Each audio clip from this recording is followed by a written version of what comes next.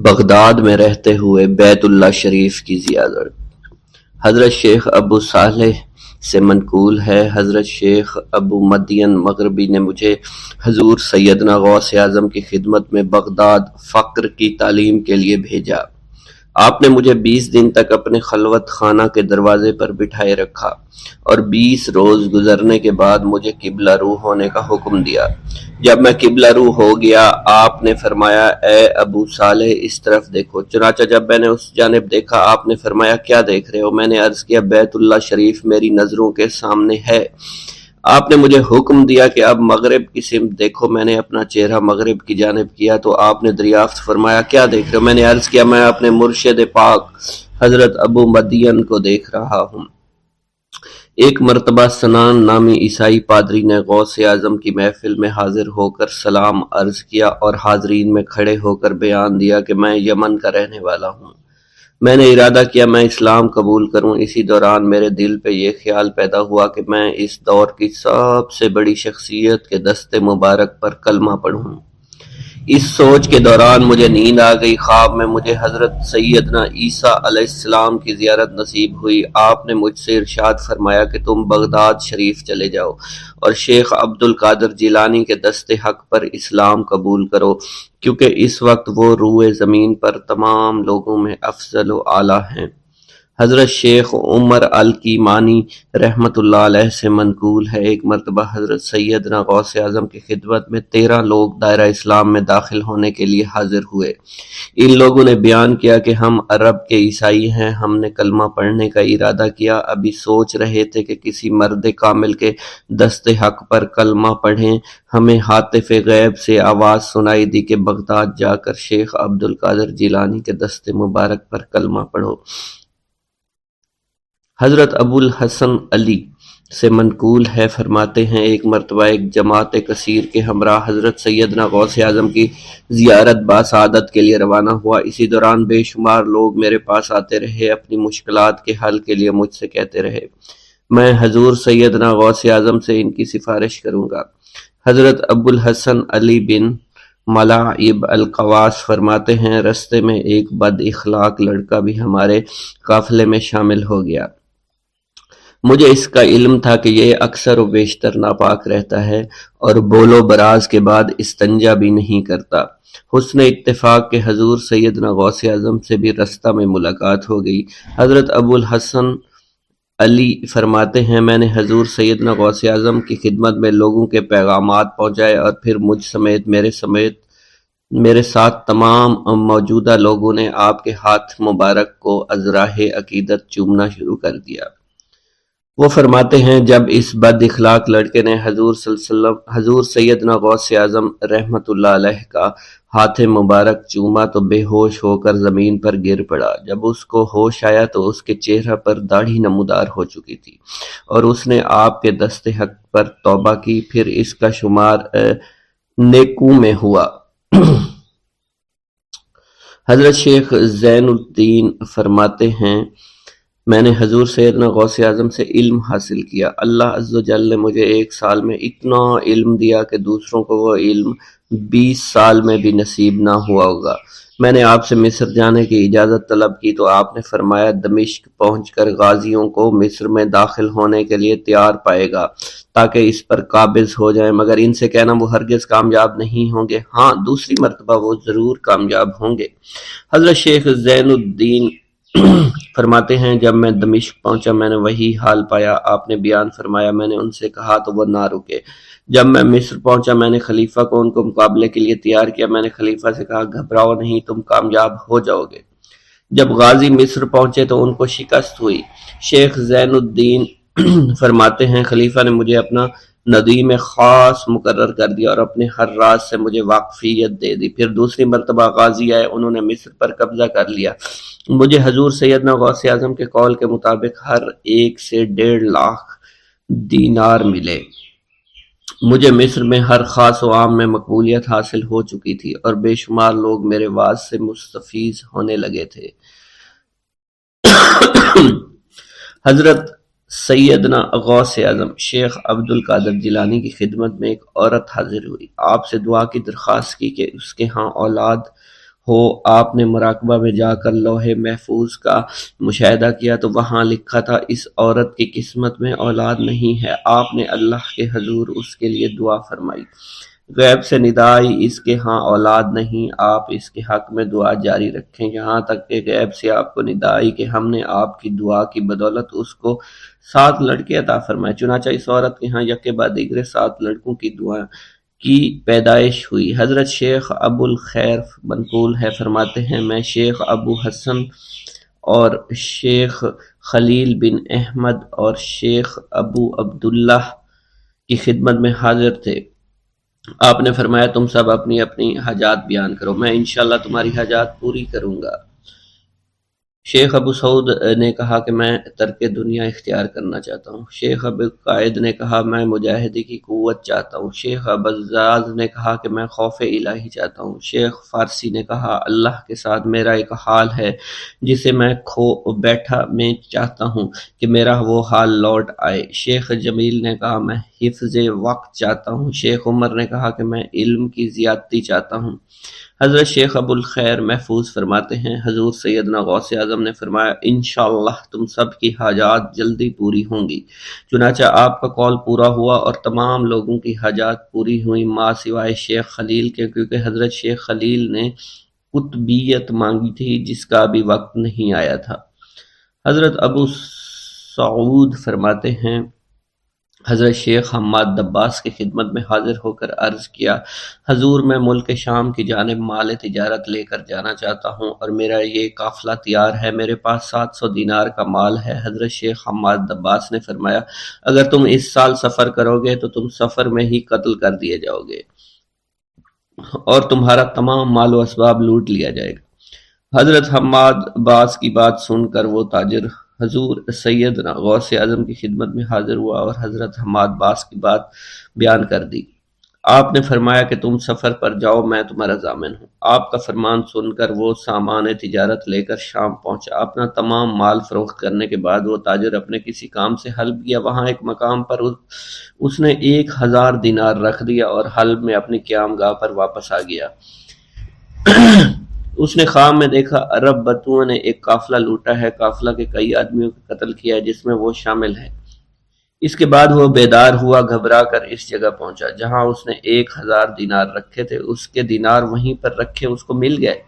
دینار لے کر واپس قیام گاہ پہنچا، بغداد شریف واپس جانے کی تیاری شروع کر دی۔ جب وہ تاجر بغداد شریف واپس پہنچا تو پہلے حضرت حماد باس کی خدمت میں حاضر ہوا تو آپ نے فرمایا کہ تم پہلے حضور سیدنا غوث اعظم کی خدمت میں حاضر ہوا، کیونکہ وہ محبوب سبحانی ہیں، انہوں نے اللہ کے حضور تمہارے لیے 70 مرتبہ دعا مانگی یہاں تک کہ تمہاری حقیقت کو خواب میں بدل دیا گیا۔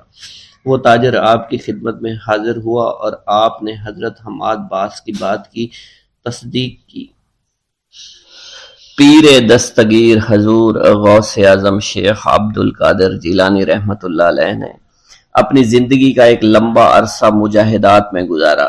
جب آپ بغداد شریف میں علم دین پڑھتے تھے، آپ کا معمول تھا کہ مدرسے کے اسباب پڑھ کر جنگل کی طرف نکل جایا کرتے تھے اور وہیں اپنے سبق یاد کرتے تھے، عبادت میں مصروف اور مشغول رہا کرتے تھے۔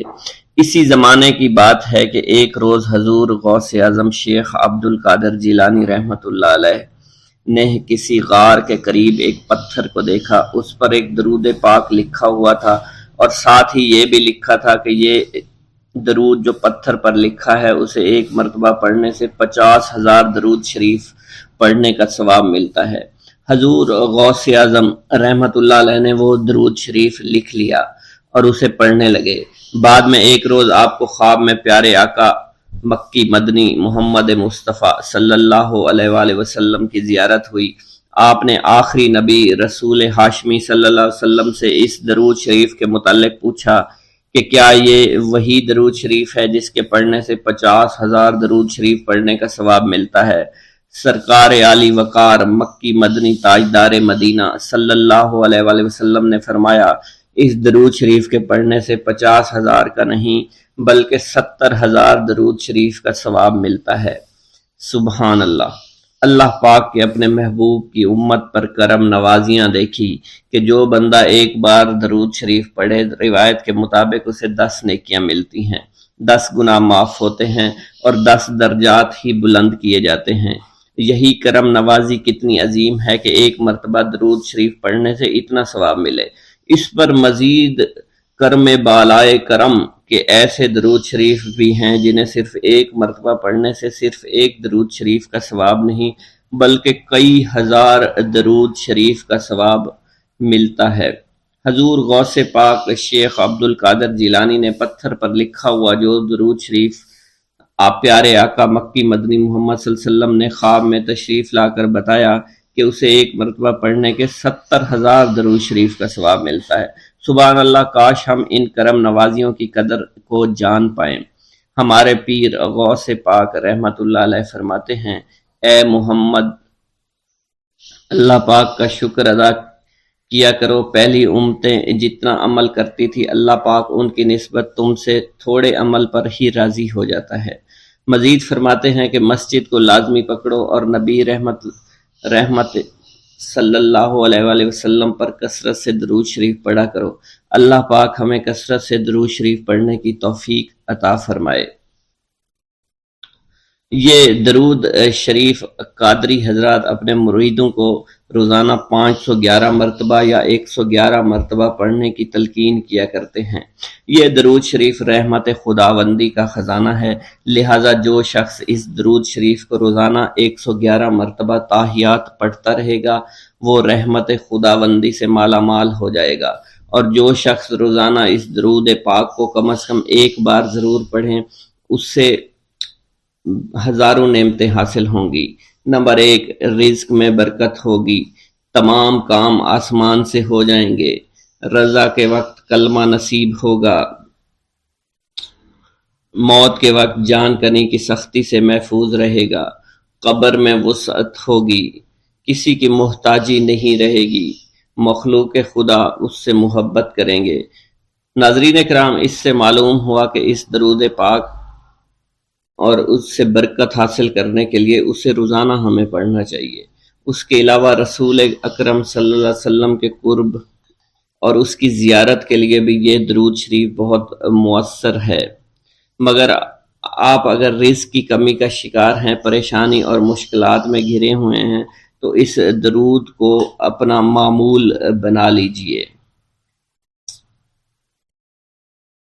تمام بھائی جو حضور غوث پاک سے عشق و محبت کرتے ہیں، حضور غوث پاک کو مانتے ہیں، وہ کمنٹ باکس میں یا غوث اعظم لکھ دیجئے۔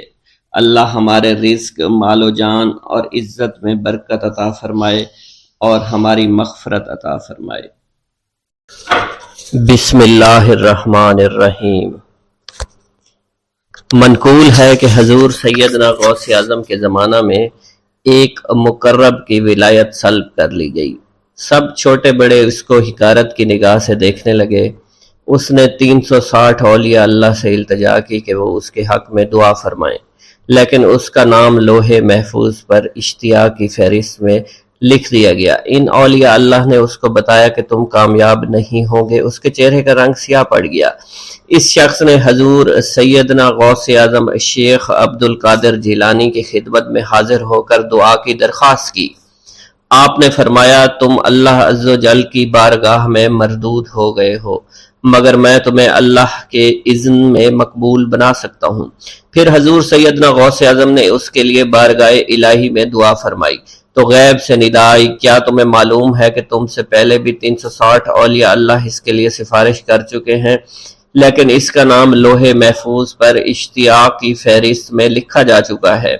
یا الہی، تو مردود کو مقبول، مقبول کو مردود بنانے پر قادر ہے۔ اگر تیری منشا یہی ہے، تو نے اس کو مقبول بنانے کے لیے مجھ سے دعا کیوں کروائی؟ غیبی ندائی، اے عبد القادر، اسے میں نے تمہارے سپرد کیا، تم اسے جو چاہے بنا دو۔ چنانچہ آپ کی دعا سے وہ پھر سے بارگاہ الہی میں مقبول ہو گیا۔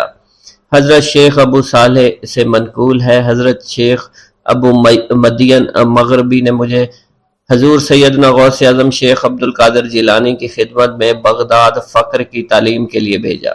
آپ نے مجھے 20 دن تک اپنے خلوت خانہ کے دروازہ پر بٹھائے رکھا اور 20 روز گزرنے کے بعد مجھے قبلہ رو ہونے کا حکم دیا گیا۔ جب میں قبلہ رو ہو گیا آپ نے فرمایا اے ابو صالح اس طرف دیکھو۔ چنانچہ میں نے اس جانب دیکھا تو آپ نے فرمایا کیا دیکھ رہے ہو؟ میں نے عرض کیا بیت اللہ شریف میری نگاہوں کے سامنے ہے۔ آپ نے مجھے حکم دیا کہ اب مغرب کی سمت دیکھو۔ میں نے اپنا چہرہ مغرب کی جانب کیا تو آپ نے فرمایا کہ اب کیا دیکھ رہے ہو؟ میں نے عرض کیا کہ میں اپنے مرشد پاک حضرت ابو مدین کو دیکھ رہا ہوں۔ ایک مرتبہ سنان نامی عیسائی پادری نے حضور سیدنا غوث اعظم کی محفل میں حاضر ہو کر سلام عرض کیا۔ حاضرین کھڑے ہو کر بیان دیا کہ میں یمن کا رہنے والا ہوں، میں نے ارادہ کیا کہ میں اسلام قبول کروں گا۔ اسی دوران میرے دل میں خیال پیدا ہوا میں اس دور کی سب سے بہترین شخصیت کے دست مبارک پر کلمہ پڑھوں۔ اسی سوچ کے دوران مجھے نیند آ گئی۔ خواب میں مجھے حضور سیدنا عیسیٰ کی زیارت نصیب ہوئی۔ آپ علیہ السلام نے مجھ سے ارشاد فرمایا بغداد چلے جاؤ، شیخ عبد القادر کے دست حق پر اسلام قبول کرو، کیونکہ اس وقت وہ روئے زمین پر تمام لوگوں میں افضل اور اعلیٰ ہیں۔ حضرت شیخ عمر الحکیمانی سے منقول ہے ایک مرتبہ حضور سیدنا غوث اعظم کی خدمت میں 13 لوگ دائرہ اسلام میں داخل ہونے کے لیے حاضر ہوئے۔ ان لوگوں نے بیان کیا کہ ہم عرب کے عیسائی ہیں اور ہم نے کلمہ پڑھنے کا ارادہ کر لیا ہے۔ ابھی یہ سوچ ہی رہے تھے کہ کس مرد کامل کے دست حق پر کلمہ پڑھیں گے۔ ہمیں ہاتف غیب سے آواز سنائی دی کہ بغداد جا کر شیخ عبد القادر جیلانی کے دست مبارک پر کلمہ پڑھو۔ حضرت شیخ زین الدین ابو الحسن علی بن ابی طاہر سے مروی ہے، فرماتے ہیں میں نے حضور سیدنا غوث اعظم سے علم حاصل کیا۔ اللہ عز و جل نے مجھے 1 سال میں اتنا علم دیا کہ دوسروں کو وہ علم 20 سال میں بھی نصیب نہ ہوا ہوگا۔ میں نے آپ سے مصر جانے کی اجازت طلب کی۔ آپ نے فرمایا تو دمشق پہنچ کر غازیوں کو مصر میں داخل ہونے کے لیے تیار پائے گا تاکہ اس پر قبضہ ہو جائے، مگر ان سے کہنا کہ وہ ہرگز کامیاب نہ ہوں گے، ہاں دوسری مرتبہ وہ کامیاب ہو جائیں گے۔ حضرت شیخ زین الدین فرماتے ہیں جب میں دمشق پہنچا میں نے وہی حال پایا جو آپ نے بیان فرمایا تھا۔ میں نے ان سے کہا تو وہیں نہ رکے۔ جب میں مصر پہنچا تو میں نے خلیفہ کو ان کو مقابلے کے لیے تیار پایا۔ میں نے خلیفہ سے کہا گھبراؤ نہیں، کامیاب ہو جاؤ گے۔ وہ فرماتے ہیں خلیفہ نے مجھے اپنا ندیم خاص مقرر فرمایا اور اپنے ہر راز سے مجھے واقفیت دے دی۔ پھر دوسری مرتبہ غازی آئے، انہوں نے مصر پر قبضہ کر لیا۔ مجھے حضور سیدنا غوث کے قول کے مطابق ہر ایک سے 1.5 لاکھ دینار ملے۔ مجھے مصر میں ہر خاص و عام میں مقبولیت حاصل ہوئی اور بے شمار لوگ میرے واعظ سے مستفید ہونے لگے۔ حضرت شیخ ابو الخیر سے منقول ہے، فرماتے ہیں میں شیخ ابو محمد حسن، شیخ ابو قاسم، شیخ ابو حفظ کی خدمت میں حاضر ہوئے۔ آپ نے فرمایا تم سب اپنی اپنی حاجات بیان کرو، میں انشاءاللہ تمہاری حاجات پوری کروں گا۔ شیخ ابو سعید نے کہا کہ میں ترک دنیا اختیار کرنا چاہتا ہوں۔ شیخ ابن قائد وانی نے کہا کہ مجھے مجاہدے کی قوت عطا کر دیجئے۔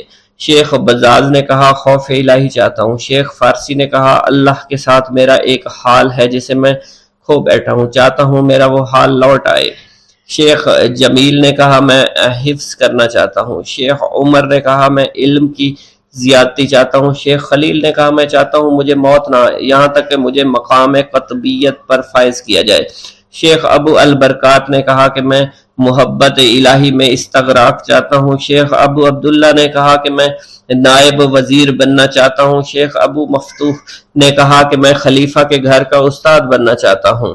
حضرت شیخ ابو الخیر فرماتے ہیں حضور سیدنا غوث اعظم نے فرمایا انشاءاللہ تم سب کی حاجات جلد پوری ہوں گی۔ چنانچہ آپ کا قول پورا ہوا اور تمام لوگوں کی حاجات پوری ہوئی ماں سوائے شیخ خلیل کے، کیونکہ حضرت شیخ خلیل نے قطبیت مانگی تھی جس کا وقت ابھی نہیں آیا تھا۔ حضرت ابو اسعد عبداللہ سے مروی ہے کہ میری کنواری بیٹی فاطمہ گھر کی چھت پر چڑھی تو اسے کوئی چیز اٹھا کر لے گئی۔ اس وقت میری بیٹی کی عمر 16 برس تھی۔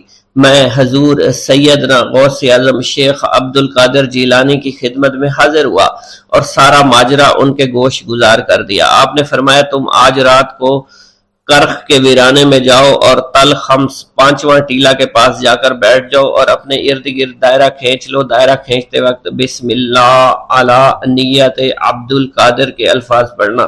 جب رات بڑھے گی جنوں کے گروہ مختلف شکلوں میں تیرے نزدیک سے گزریں گے، تم انہیں دیکھ کر خوف زدہ مت ہونا۔ جب صبح ہو جائے گی تو جنوں کا بادشاہ جماعت کے ہمراہ گزرے گا، وہ تجھ سے تیری حاجت پوچھے گا، تو اسے بتانا عبد القادر نے بھیجا ہے اور میری حاجت یہ ہے۔ ابو سعید فرماتے ہیں میں نے حکم کی تعمیل کی، آپ کے فرمان کے مطابق ڈراؤنی شکلوں والے لوگ گزرے مگر دائرہ کے نزدیک کوئی نہ آ سکا، یہاں تک کہ صبح جنوں کا بادشاہ گھوڑے پر سوار ہو کر آیا، اس کے ساتھ ایک کثیر جماعت بھی تھی۔ اس نے مجھ سے کہا میری حاجت پوچھی، میں نے اسے حضور سیدنا غوث اعظم کا پیغام پہنچاتے ہوئے کہا اور اپنی حاجت بیان کی۔ میری بات سن کر وہ بادشاہ گھوڑے سے اترا، زمین کو بوسہ دیتے ہوئے دائرہ کے کنارے بیٹھ گیا۔ بادشاہ کے بیٹھتے ہوئی جماعت بھی بیٹھ گئی۔ پھر بادشاہ نے اپنی جماعت کے کچھ لوگوں کو حکم دیا، جاؤ جس نے یہ کام کیا ہے اسے میرے پاس لے کر آؤ۔ چنانچہ وہ لوگ ایک سرکش جن کو پکڑ لائے جس کے ساتھ میری بیٹی بھی تھی۔ جنوں کے بادشاہ سے کہا گیا کہ یہ ملک چین کے سرکش جنوں میں سے ہے۔ بادشاہ نے اس جن کو مخاطب کرتے ہوئے کہا کہ تمہیں قطب وقت کے قدموں کے نیچے سے لڑکی اٹھانے کی جرت کیوں کر پیش ہوئی؟ اس سرکش جن نے کہا کہ میں اس لڑکی پر عاشق ہو گیا تھا۔ بادشاہ جن نے اس سرکش جن کو سر قلم کرنے کا حکم دیا اور میری بیٹی مجھے واپس لوٹا دی۔ میں نے بادشاہ جن سے کہا کہ تم نے حضور سیدنا غوث اعظم کا حکم بجا لانے میں کوئی کسر نہ چھوڑی۔ بادشاہ جن نے کہا کہ وہ گھر بیٹھے ہم جیسے سرکشوں کو دیکھ لیتے ہیں، خواہ کتنی ہی دور کیوں نہ بیٹھے ہوں۔ جب اللہ عز و جل کوئی کتب مقرر کرتا ہے تو اسے جن و انس پر قدرت عطا فرما دیتا ہے۔ تفریح الخاطر میں منقول ہے حضور سیدنا غوث اعظم کے وصال کے بعد ایک شخص جو کہ عرصہ دراز سے مرشد کامل کی تلاش میں تھا اور وہ آپ کا شورا سننے کے بعد آپ کی خدمت میں بغداد شریف پہنچا۔ جب اس شخص کو معلوم ہوا کہ آپ وصال فرما گئے ہیں تو وہ آپ کی قبر مبارک پر حاضر ہوا اور آداب زیارت بجا لایا۔ آپ اپنی قبر مبارک سے باہر تشریف لائے، اس کا ہاتھ پکڑ کر اسے سلسلہ عالیہ قادریہ میں بیعت فرما دیا اور اس کی جانب خصوصی توجہ فرمائی۔ حضرت ابو بکر ارقیمی فرماتے ہیں میں ابتدائی عمر میں شتر بانی کا کام کیا کرتا تھا۔ ایک مرتبہ مجھے ایک شخص کے ساتھ حج کرنے کا اتفاق ہوا۔ اس شخص کو یہ خطرہ لاحق ہوا کہ وہ عنقریب مر جائے گا۔ اس نے مجھے ایک چادر اور 10 دینار دیے اور فرمایا یہ میری امانت، تم بغداد شریف واپس جا کر حضور سیدنا غوث اعظم شیخ عبد القادر جیلانی رحمۃ اللہ علیہ کی خدمت میں پیش کر دینا۔ حضرت ابو بکر القیمی فرماتے ہیں کہ میں اس وصیت کے کچھ دنوں بعد اس شخص کا انتقال ہو گیا۔ میں جب بغداد شریف تشریف لایا تو لالچ میں پھنس گیا۔ میرے دل میں خیال آیا ان چیزوں کے متعلق کسی کو کچھ علم نہیں ہے، چنانچہ میں نے وہ چادر اور 10 دینار اپنے پاس رکھ لیے۔ ایک دن میں بازار سے گزر رہا تھا، میری ملاقات حضور سیدنا غوث اعظم سے ہوئی۔ میں نے آپ کو سلام کیا، آپ نے میرا ہاتھ پکڑ کر فرمایا تم نے 10 دیناروں کے لیے بھی اللہ کا خوف نہیں کیا، میری امانت اپنے پاس رکھ لی اور میرے پاس اپنی آمد و رفت بھی ختم کر لی۔ حضرت ابو بکر ارقیمی فرماتے ہیں کہ حضور سیدنا غوث اعظم کی بات سن کر مجھ پر غشی طاری ہو گئی اور جب مجھے ہوش آیا میں نے وہ چادر اور 10 دینار لا کر آپ کی خدمت میں پیش کیے اور معافی کا خواستگار ہوا۔ واللہ عالم۔ میرا یہ قدم تمام اولیاء کرام کی گردن پر ہے۔ ایک مرتبہ محلہ حلبہ میں اپنے مہمان خانے میں واز فرماتے ہوئے حضور سیدنا غوث اعظم پر اچانک حالت کشف طاری ہوئی۔ آپ رحمت اللہ علیہ نے فرمایا میرا یہ قدم ہر ولی اللہ کی گردن پر ہے۔ یہ ارشاد سن کر تمام اولیاء اللہ نے اپنی گردنیں جھکا دیں۔ صلحائے امت نے اس کی توضیح فرمائی ہے کہ آپ رحمت اللہ علیہ کے عہد مبارک اور بعد میں قیامت تک آپ کی عطا کے بغیر ولی اللہ ولایت کے درجے پر فائز نہیں ہو سکتا۔ سلطان الہند حضرت خواجہ معین الدین چشتی المعروف خواجہ غریب نواز اس وقت خراسان کے پہاڑوں پر مجاہدات میں مشغول تھے۔ انہوں نے بھی حضور سیدنا غوث اعظم کا ارشاد گرامی سن کر اپنی گردن جھکا دی اور یوں عرض گزار ہوئے آپ کے قدمین شریفین میرے سر اور میرے آنکھوں پر ہیں۔ حضور سیدنا غوث اعظم فرماتے ہیں کہ میں 10 برس کی عمر میں اپنے شہر کے مکتب میں حصول علم کے لیے جایا کرتا تھا۔ اس وقت میرے ساتھ ملائکہ بھی ہوتے تھے جو میرے آگے پیچھے میری حفاظت کے لیے چلتے تھے۔ جب میں مدرسہ پہنچتا تو یہ منادی کرتے تھے، اللہ کے ولی کے لیے جگہ خالی کر دو۔ چنانچہ وہ میرے لیے جگہ خالی کر دیتے تھے۔ ایک مرتبہ میں نے ایک ایسے شخص کو دیکھا جس نے فرشتوں کی آواز سن کر کہا، جس میں کوئی مزاحمت نہ ہوگی، کہ یہ ایک نہایت معزز گھرانے کا فرد ہے اور عن قریب اس کو وہ عظمت حاصل ہوگی جس میں کوئی مزاحمت نہ ہوگی، اور اس کو ایسا قرب نصیب ہوگا کہ اس کو کوئی فریب نہ دے سکے گا۔ پھر 40 برس بعد میں نے اس شخص کو پہچانا، وہ شخص ابدالوں میں سے تھا۔ حضرت شیخ ابو سعود احمد بن بکر حریمی سے مروی ہے کہ حضور سیدنا غوث اعظم نے فرمایا کہ میں 55 سال تک تنہا عراق کے بیابانوں میں پھرتا رہا، میں لوگوں کو نہ جانتا، لوگ مجھے نہ جانتے۔ اسی دوران میرے پاس رجال الغیب اور جنات تشریف لاتے جنہیں میں طریقت اور اصول کی تعلیم دیتا تھا۔ ابتدا میں جب میں عراق میں داخل ہوا تو حضرت خضر میرے ہم سفر بنے، اور بعد میں اس وقت ان کو پہچانتا نہ تھا، اور اس کے ساتھ میرا معاہدہ ہوا کہ میں ان کے کسی حکم کی خلاف ورزی نہیں کروں گا۔ ایک مرتبہ انہوں نے مجھے ایک جگہ بیٹھنے کا حکم دیا اور میں اس جگہ 3 سال تک بیٹھا رہا۔ سال میں ایک مرتبہ حضرت خضر میرے پاس تشریف لاتے، فرماتے کہ یہی تیرا مقام ہے جہاں تجھے پہنچایا گیا ہے۔ اس عرصہ کے دوران تمام نفسانی خواہشات مجھ پر انسانی شکل میں وارد ہوئیں، لیکن اللہ عز و جل نے مجھے ہر موقع پر استقامت عطا فرمائی اور مجھے ان خرافات سے بچائے رکھا۔ ابتدا میں میرا نفس مجاہدہ کا کوئی طریقہ اختیار کرتا تو میں اس پر قائم ہو جاتا اور کسی چیز کو قبول نہ کرتا تھا۔ ایک طویل مدت تک اپنا گلا گھونٹتے ہوئے میں مدائن کے جنگلوں میں مجاہدات میں مشغول رہا۔ حضور سیدنا غوث اعظم فرماتے ہیں کہ میں نے اپنے نفس کو مختلف مجاہدوں، مختلف ریاضتوں اور مختلف مشقتوں میں ڈالے رکھا۔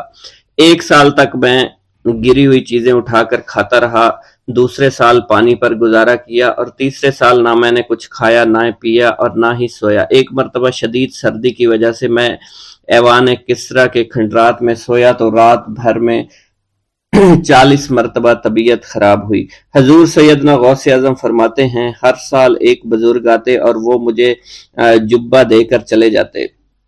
اسی طرح میں نے بے شمار طریقوں سے دنیا اور نفس سے چھٹکارا پانے کی کوشش کی۔ لوگ مجھے دیوانہ سمجھتے تھے۔ میں برہنہ جسم جنگلوں میں چلا جاتا اور کانٹوں پر لوٹتا شور مچاتا تھا۔ میرا تمام بدن سے خون جاری ہو جایا کرتا تھا اور لوگ مجھے اٹھا کر شفا خانے لے جایا کرتے، جہاں میری حالت مزید بگڑ جاتی۔ ایک وقت ایسا بھی آیا جب مجھ میں اور مردہ میں کوئی فرق نہ تھا۔ لوگ کفن لے کر آئے، غسال کو بلوایا کہ وہ مجھے غسل دے دیں۔ ابھی انہوں نے مجھے غسل دینے کے لیے تختہ پر ڈالا ہی تھا کہ میری حالت درست ہو گئی۔ میں اٹھ کھڑا ہوا۔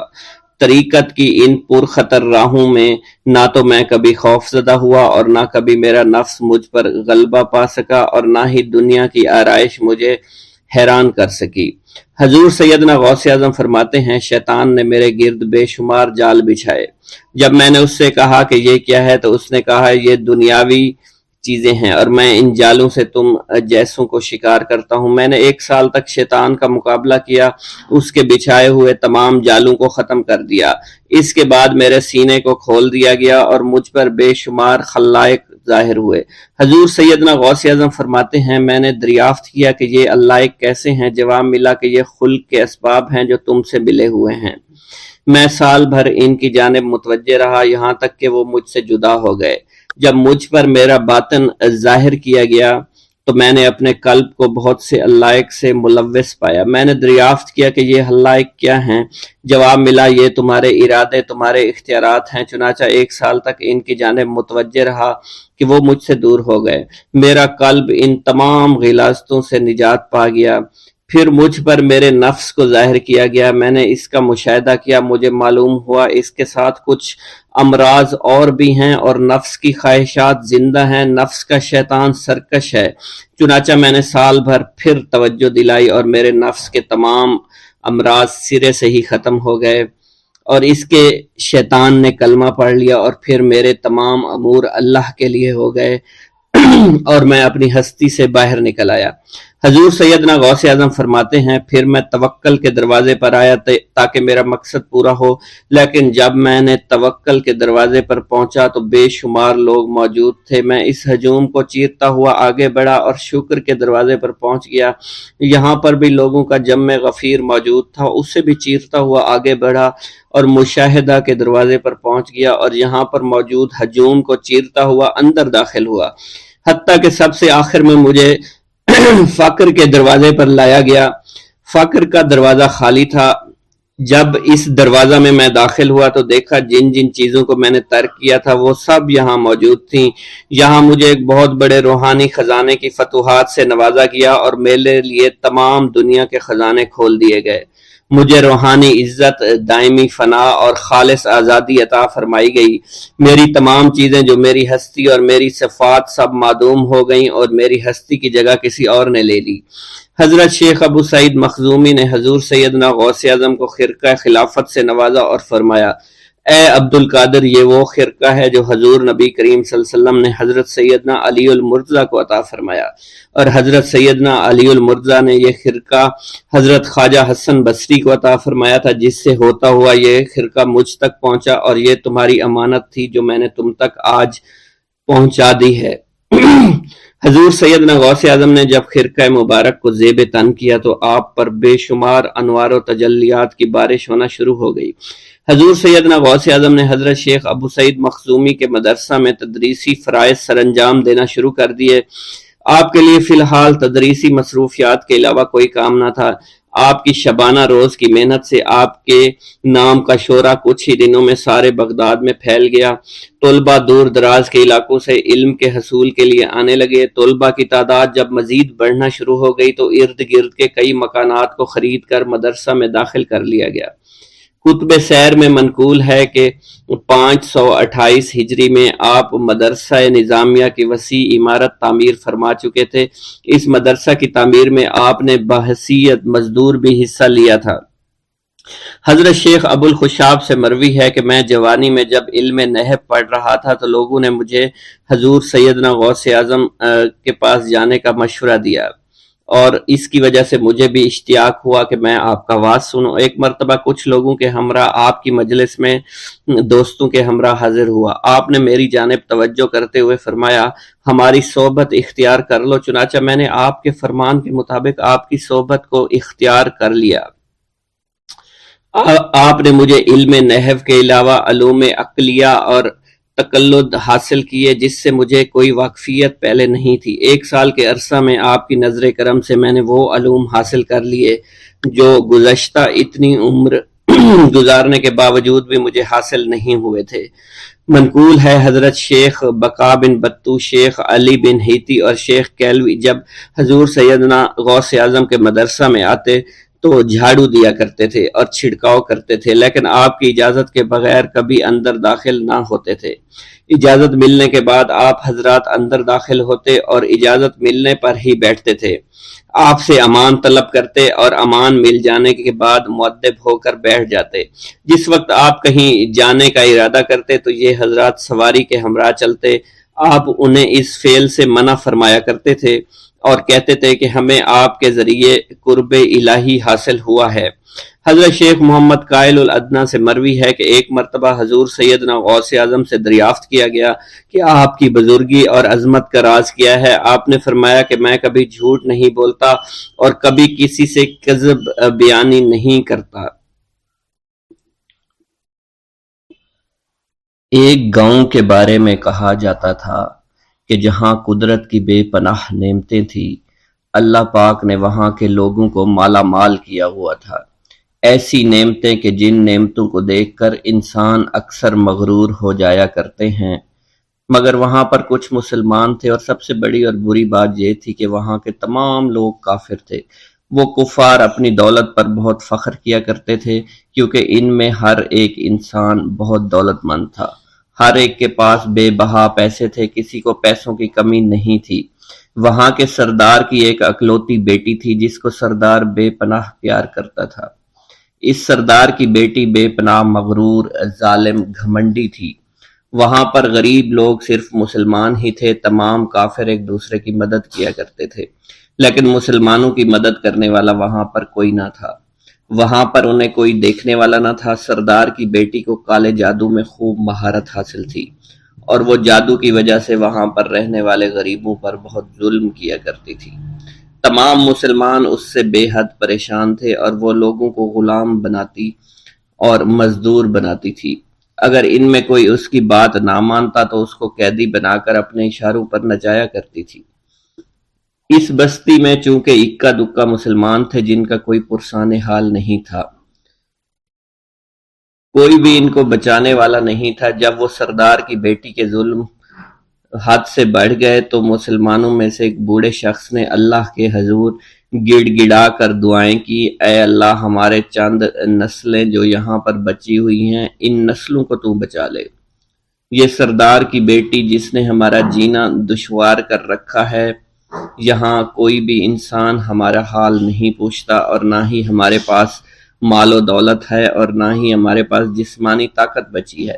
یا اللہ، ہمارے لیے کوئی ایسا بندہ بھیج جو نہ صرف طاقتور ہو بلکہ اس جادوگرنی یعنی سردار کی بیٹی کو بھی ہرا سکے۔ اللہ رب العزت نے اس بوڑھے کی دعا کو قبول فرمایا، اور یوں اس جگہ پر ایک اللہ والے کو بھیج دیا۔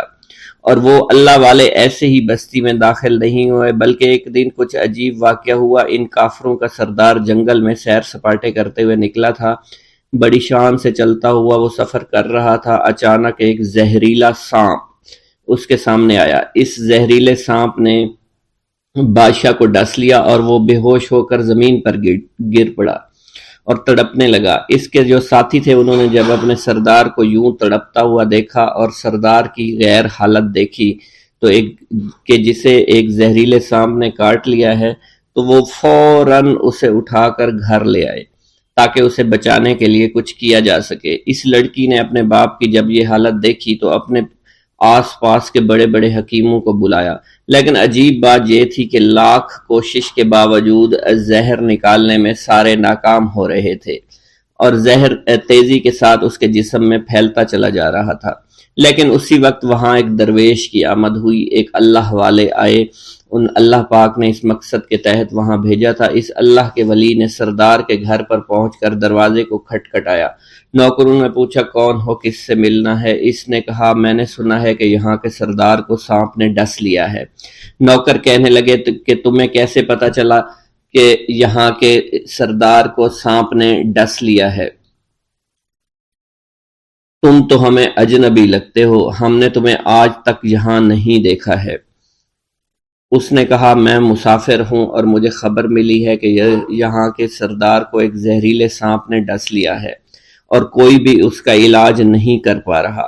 نوکروں نے کہا تم کون ہو؟ اللہ والے نے کہا میں حکیم ہوں، اور میں ان کے علاج کی غرض سے یہاں آیا ہوں۔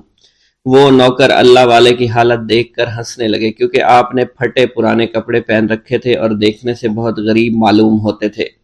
وہ نوکر کہنے لگے کہ اتنے بڑے سردار کا علاج کرو گے؟ ارے یہاں تو اس کے پاس بڑے بڑے حکیم بلائے گئے ہیں، ہمارے سردار کے پاس پیسوں کی کوئی کمی نہیں ہے، اور وہ تم جیسے غریب سے بھلا کیوں علاج کروائیں گے؟ درویش نے کہا اگر تم چاہتے ہو تمہارے سردار کی جان بچ جائے پھر مجھے اندر جانے دو۔ غلام کہنے لگا ٹھیک ہے، ہم اندر جا کر اجازت لے کر آتے ہیں۔ نوکر اندر گئے، سردار کی بیٹی سے کہا ایک غریب آیا ہے، کپڑوں سے فقیر معلوم ہوتا ہے، لیکن کہتا ہے میں سردار کا علاج کر سکتا ہوں، اور میں سردار کا علاج کروں گا۔ جو زہر تیزی کے ساتھ جسم میں پھیل رہا ہے میں اس کو باہر نکال پھینک کروں گا۔ اس کی بیٹی کہنے لگی ٹھیک ہے بلا لو۔ جب وہ اللہ والے اس کے گھر کے اندر گئے تو دیکھا سردار تڑپ رہا تھا، ٹانگ کو بار بار بستر پر پٹخ رہا تھا۔ اللہ والے نے اس کے پیر کی طرف دیکھا جہاں سانپ نے اس کو کاٹا تھا، اسی جگہ اللہ والے نے تھوک دیا، فوراً وہاں سے بھاگ گئے۔ اس کے سارے سپاہی اس کی بیٹی دیکھ کر حیران رہ گئے کہ یہ بھلا کون سا دیوانہ ہے، کمرے میں آیا، علاج کی بجائے اسی جگہ پر تھوک دیا جہاں صرف کاٹا تھا، اور بھاگ بھی گیا، اس کو کوئی گرفتار نہیں کر سکا۔ سردار کی بیٹی غصے میں تل ملا اٹھی کہ اس نے جو گستاخی کی ہے اس کی کوئی بات نہیں، تھوک کو میں صاف کروا دوں گی، مگر اس کو تو میں ابھی گرفتار کرواتی ہوں۔ اور اس نے اپنے سردار کے ایک نوکر سے کہا کہ اس تھوک کو صاف کرو۔ اس نوکر نے تھوک کو صاف کرنے کی بجائے اس کو اچھی طرح سے ٹانگ پر مل دیا۔ لڑکی نے کہا کیا کر رہے ہو؟ اس فقیر نے میرے باپ کی ٹانگ پر تھوک دیا، اب اس تھوک کو تم مل رہے ہو۔ حکیم نے اپنے ہاتھ کے اشارے سے سردار کے بیٹے کو روک دیا۔ جیسے اس تھوک کو سردار کی ٹانگ پر ملا گیا، فوراً سارا زہر ختم ہو گیا۔ جو ٹانگ کٹنے کے قابل تھی وہ ٹانگ بالکل ٹھیک ہو چکی تھی، جو نیلی پڑ چکی تھی اب اصلی حالت میں آہستہ آہستہ واپس آ رہی تھی۔ اور جب وہ قبیلے کا سردار بالکل ٹھیک ہو گیا، ہوش میں آ گیا تو حیران رہ گیا۔ اسے بتایا کہ فقیر بابا کے تھوک کی وجہ سے آپ ٹھیک ہوئے۔ اس نے کہا وہ بزرگ تو ہمارے لیے مسیحا ہے، تم لوگوں نے انہیں جانے کیوں دیا؟ انہیں میرے پاس لے کر آؤ، انہوں نے ہم پر بہت بڑا احسان کیا ہے، ہم اس کے احسان کا بدلہ ضرور چکائیں گے۔ اس کی بیٹی جو خاموشی سے باپ کو دیکھ رہی تھی، اس نے کچھ بھی نہ کہا۔ گاؤں کے سردار کے کہنے پر سارے سپاہی اللہ والے کو ڈھونڈنے کے لیے نکل گئے۔ وہ چاروں طرف پھیل گئے لیکن کہیں بھی اللہ والے کا پتہ نہیں چل رہا تھا۔ پھر جب سپاہی تلاش کرتے کرتے جنگل میں داخل ہوئے، وہاں ایک درخت کے نیچے ایک آدمی کو عبادت کرتے ہوئے دیکھا۔ وہ غور سے اس کو دیکھ رہے تھے اور کہہ رہے تھے یہ کس طرح کی عبادت کر رہے ہیں؟ ہم لوگ تو اپنے بتوں کے آگے ہاتھ جوڑتے ہیں، یہ نہ جانے کس کو سجدہ کر رہے ہیں۔ خیر، عبادت کے فوراً بعد اللہ والے کو پکڑ لیا، گاؤں کے سردار کے سامنے پیش کیا۔ وہ کہنے لگا آپ کون ہیں اور کہاں سے آئے ہیں؟ سب سے پہلے تو میں گستاخی کی معافی چاہتا ہوں، میرے لوگوں نے آپ کے ساتھ بڑی بدتمیزی کی، لیکن آپ کی وجہ سے آج میں زندہ ہوں۔ ہم گناہ گاروں کی وجہ سے آپ جیسے لوگوں کو بہت تکلیف ہوئی ہے، اس لیے میں معذرت چاہتا ہوں۔ آپ سے درخواست کرتا ہوں کہ آپ میری طرف سے یہ قیمتی لباس یعنی کپڑے اور عربی گھوڑا قبول کیجئے۔ اللہ والوں نے اس کی طرف مسکرا کر دیکھا اور کہا یہ گھوڑا، یہ لباس بہت قیمتی ہے، مگر یہ لباس پہن کر اس گھوڑے کے لیے گھاس کاٹوں گا تو کیا اچھا لگوں گا؟ سردار نے کہا فکر نہ کریں، گھوڑے کے ساتھ ساتھ ہم آپ کو نوکر بھی دیں گے۔ اللہ والے نے کہا کہ اتنی مال و دولت اور نوکروں کے ساتھ میں اکیلا رہوں گا؟ گاؤں کا سردار بولا حضور آپ کی یہ بات سن کر میں سوچ میں گم ہو گیا ہوں، لیکن یہ میری بیٹی آپ کے سامنے حاضر ہے۔ بیٹی حیرت سے اپنے باپ کو دیکھ رہی تھی کہ میرا باپ اب کیا کہنے والا ہے۔ سردار نے کہا میری بیٹی جسے آپ نے دیکھ لیا ہے، اس کی شادی میں آپ سے کر دوں گا، مگر ایک شرط ہے کہ آپ کو اپنے مذہب کو چھوڑنا پڑے گا۔ میرے سپاہیوں نے آپ کو عبادت کرتے ہوئے دیکھا ہے، جہاں تک ہمارے معمولات ہیں ہم بتوں کے آگے سجدہ کرتے ہیں اور ان کی عبادت کرتے ہیں، اور آپ جس کے آگے سجدہ کرتے ہیں وہ اللہ ہے، یعنی آپ مسلمان ہیں، اس لیے آپ کو اپنا مذہب چھوڑنا پڑے گا۔ کیا آپ ایسا کر سکتے ہیں؟ اللہ والے نے کہا کہ مجھے ایک بات بتائیے، آپ سب کچھ دیکھ رہے ہیں، آپ نے مجھے یہ بھی دعا دی کہ میری اولادیں ہوں اور آپ کی نسل آپ کی بیٹی سے چلے گی۔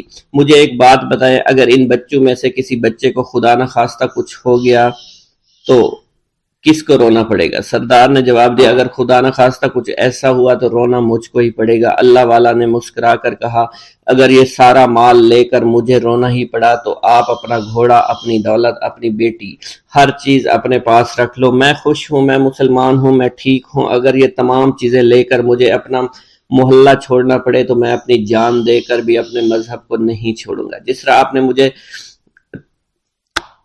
مجھے نوازا ہے، میں اسی رب کے دین کو چھوڑ کر چلا جاؤں گا۔ صرف چند پیسوں کی خاطر میں ہر دن پیسہ نہیں کر سکتا، اور اپنی درویشی میں بہت خوش ہوں۔ اللہ نے مجھے جس مقصد کے لیے بھیجا تھا وہ میرا مقصد پورا ہو جائے گا۔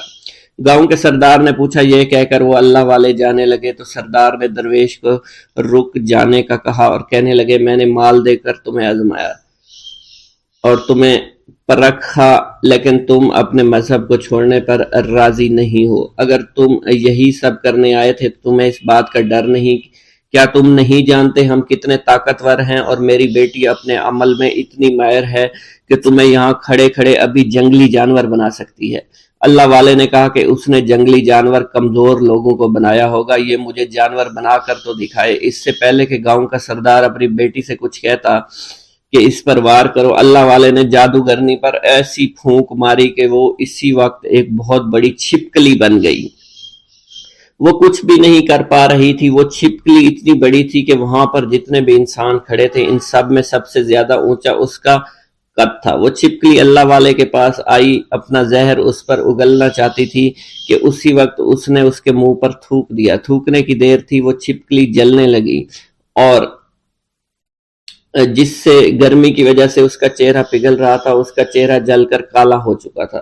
وہ مرنے والی تھی کہ سردار دوڑتا ہوا قدموں میں آ کر گر پڑا اور معافی مانگنے لگا اور کہنے لگا، حضور اس گستاخی کے لیے میں معذرت خواہ ہوں، آپ مجھے معاف کر دو، میں نے سچ میں آپ کو بہت کمزور سمجھا تھا، آپ کو آپ کا مذہب سے ہٹانا چاہا تھا۔ اگر میری بیٹی ٹھیک ہو جائے تو میں سچ کہتا ہوں یہاں پر جتنے لوگ ہیں ہم پوری کی پوری بستی مسلمان ہو جائیں گے۔ اللہ والے نے کہا کہ ہم تمہیں اپنے دین میں شامل کرنے کے لیے یہ سب نہیں کر رہے، بلکہ تم لوگ مسلمان بھائیوں پر جو ظلم کرتے ہو وہ ظلم کو ختم کرنے کے لیے ہم یہاں آئے ہیں۔ ہمارے دین میں جبر اور ظلم نہیں۔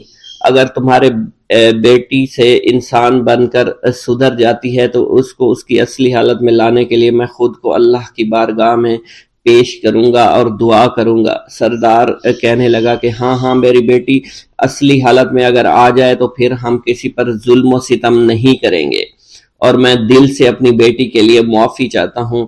آج سے یہ کوئی بھی جادو ٹونا اور مسلمانوں کو تنگ نہیں کرے گی اور نہ ہی کسی مسلمان پر یہ ظلم اور جبر کرے گی، بس آپ اسے دوبارہ سے انسان بنا دے۔ اللہ والا نے چھپکلی پر دوبارہ سے پھونک ماری تو پھر سے انسان بن گئی اور اللہ والے کے قدموں سے وہ لپٹ گئی، کہنے لگی، مجھے معاف کر دیجئے، مجھے معاف کر دیجئے، میں نے اپنے آپ کو بہت طاقتور سمجھا۔ اس لڑکی کا آدھا چہرہ جل چکا تھا اور کالا ہو چکا تھا۔ وہ کہنے لگی کہ آج اپنے باپ کے ساتھ میں آپ کے دست مبارک پر مسلمان ہونا چاہتی ہوں۔ میں وعدہ کرتی ہوں کہ آج سے اس بستی پر کوئی بھی کافر کسی مسلمان کے ساتھ بدتمیزی نہیں کرے گا، زیادتی نہیں کرے گا، ظلم اور جبر نہیں کرے گا، بلکہ ہم سب یہاں مل جل کر رہیں گے اور بھائی چارے کے ساتھ رہیں گے۔ ہم سب مسلمان ہو جائیں گے اور پھر یوں اللہ والے کے ہاتھوں پوری بستی کا سردار اور اس کی بیٹی نے اسلام قبول کر لیا اور سردار نے اللہ والے سے اپنی بیٹی کا نکاح کر دیا اور پھر اس بستی میں ہمیشہ کے لیے امن و امان قائم ہو گیا۔ بسم اللہ الرحمن الرحیم۔ السلام علیکم۔ حضور سیدنا غوث اعظم فرماتے ہیں، میں 10 برس کی عمر میں اپنے شہر کے مکتب میں حصول علم کے لیے جایا کرتا تھا۔ اس وقت میرے ساتھ ملائکہ بھی ہوتے تھے جو میرے آگے پیچھے میری حفاظت کی غرض سے چلتے تھے۔ جب میں مدرسہ پہنچتا تھا تو وہ بار بار منادی کرتے تھے، اللہ کے ولی کے لیے جگہ خالی کر دو، چنانچہ وہ میرے لیے جگہ خالی کر دیتے تھے۔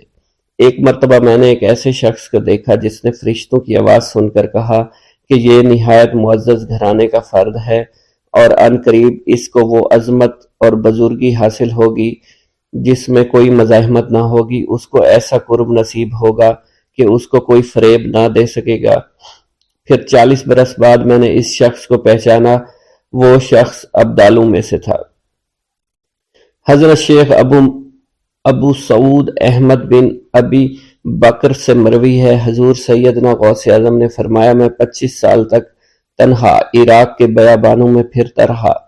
میں لوگوں کو نہ جانتا تھا، لوگ مجھے نہیں جانتے تھے۔ اسی دوران میرے پاس رجال الغیب اور جنات تشریف لائے جنہیں میں طریقت اور رسول اللہ کی تعلیم دیا کرتا تھا۔ ابتدا میں جب میں عراق میں داخل ہوا تو حضرت خضر میرے ہم سفر تھے اور میں انہیں اس وقت سے پہچانتا نہیں تھا۔ ان کے ساتھ میرا معاہدہ ہوا کہ میں ان کے کسی حکم کی خلاف ورزی نہیں کروں گا۔ ایک مرتبہ انہوں نے مجھے ایک جگہ بیٹھنے کا حکم دیا، میں اسی جگہ 3 سال بیٹھا رہا۔ سال میں ایک مرتبہ حضرت خضر میرے پاس تشریف لاتے اور فرماتے، یہی تیرا مقام ہے جہاں تجھے پہنچایا گیا ہے۔ اس عرصہ کے دوران تمام نفسانی خواہشات مجھ پر انسانی شکل میں وارد ہوئیں، لیکن اللہ نے مجھے ہر موقع پر استقامت عطا فرمائی اور مجھے ان خرافات سے بچائے رکھا۔ ابتدا میں میرا نفس مجاہدہ کا کوئی طریقہ اختیار کرتا تو میں اس پر قائم ہو جایا کرتا تھا اور کسی چیز کو قبول نہیں کرتا تھا۔ ایک طویل مدت تک اپنا گلا گھونٹتے ہوئے میں نے مدائن کے جنگلوں میں مجاہدات میں مشغول رہا۔ حضور سیدنا غوث اعظم فرماتے ہیں، میں نے اپنے نفس کو مختلف مجاہدوں اور ریاستوں اور مشقتوں میں ڈالے رکھا۔ 1 سال تک میں گری ہوئی چیزیں اٹھا کر کھاتا رہا، اسی دوسرے سال میں صرف پانی پر گزارا کرتا رہا، اور تیسرے سال میں نے کچھ نہ کھایا اور نہ پیا نہ ہی سویا۔ ایک مرتبہ شدید سردی کی وجہ سے میں ایوان کسریٰ کے کھنڈرات میں سویا تو رات بھر میں 40 مرتبہ احتلام ہوا۔ میں نے ہر مرتبہ دریائے دجلہ پر جا کر غسل فرمایا، پھر نیند کے خوف سے محل کے اوپر ایک ویران جگہ پر چڑھ گیا اور وہاں 2 سال تک قیام کیا، حتیٰ کہ سردی کے سوا کوئی شے کھانے کو میسر نہیں تھی۔ حضور سیدنا غوث اعظم فرماتے ہیں، ہر سال ایک بزرگ آتے اور وہ مجھے اونی جبہ دے کر چلے جاتے۔ اسی طرح میں نے بے شمار طریقوں سے دنیا اور نفس سے چھٹکارا حاصل کرنے کی کوشش کی۔ لوگ مجھے دیوانہ سمجھتے تھے۔ میں برہنہ جسم جنگلوں میں چلا جاتا، کانٹوں پر لوٹا شور مچایا کرتا، میرے تمام بدن سے خون جاری ہو جایا کرتا۔ لوگ مجھے اٹھا کر شفا خانے لے جایا کرتے، جہاں میری حالت مزید بگڑ جایا کرتی۔ ایک وقت ایسا آیا جب مجھ میں اور مردہ میں کوئی فرق نہ تھا۔ لوگ کفن لے آئے اور غسال کو بلوایا کہ وہ مجھے غسل دے۔ ابھی انہوں نے مجھے غسل دینے کے لیے ایک تختہ پر لٹایا، میری حالت درست ہو گئی، میں اٹھ کھڑا ہوا۔ طریقت کی ان پرخطر راہوں میں نہ تو میں کبھی خوف زدہ ہوا، نہ کبھی میرا نفس مجھ پر غالب پا سکا، اور نہ ہی دنیا کی آسائش مجھے حیران کر سکی۔ حضور سید غوث اعظم فرماتے ہیں، شیطان نے میرے گرد بے شمار جال بچھائے۔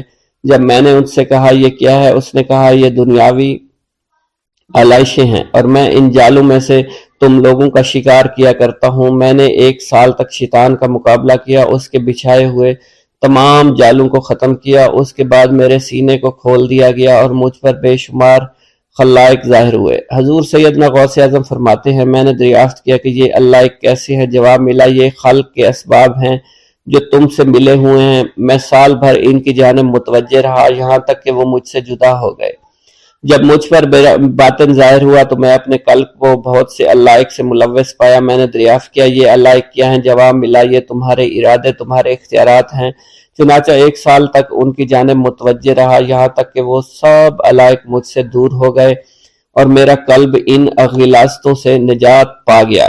حضور سیدنا غوث اعظم فرماتے ہیں، پھر میں نے توکل کے دروازے پر آیا، میرا مقصد پورا ہو، لیکن جب میں توکل کے دروازے پر پہنچا، بے شمار لوگ وہاں موجود تھے۔ میں ہجوم کو چیرتا بڑھا اور شکر کے دروازے پر پہنچ گیا، یہاں بھی لوگوں کا جمع غفیر موجود تھا، اسے بھی چیرتا آگے بڑھا اور مشاہدہ کے دروازے پر پہنچ گیا، یہاں پر موجود ہجوم کو بھی چیرتا ہوا اندر داخل ہوا، حتیٰ کہ سب سے آخر میں مجھے فقر کے دروازے پر لا دیا گیا۔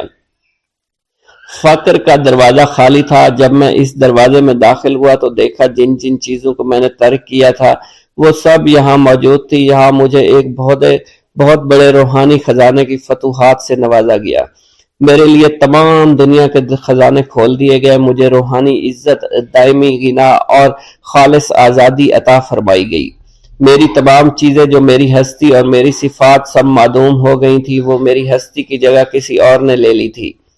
حضرت شیخ ابو سعید مخزومی نے حضور سیدنا غوث اعظم کو خرقہ خلافت سے نوازا اور فرمایا، اے عبد القادر، یہ وہ خرقہ ہے جو حضور نبی کریم صلی اللہ علیہ وسلم نے سیدنا علی المرتضیٰ کو عطا فرمایا۔ سیدنا علی المرتضیٰ نے یہ خرقہ خواجہ حسن بصری کو عطا فرمایا، جس سے ہوتا ہوا یہ مجھ تک پہنچا، اور یہ تمہاری امانت تھی جو میں نے تم تک پہنچا دی۔ حضور سیدنا غوث اعظم نے جب خرقہ مبارک کو زیب تن کیا تو آپ پر بے شمار انوار و تجلیات کی بارش ہونا شروع ہو گئی۔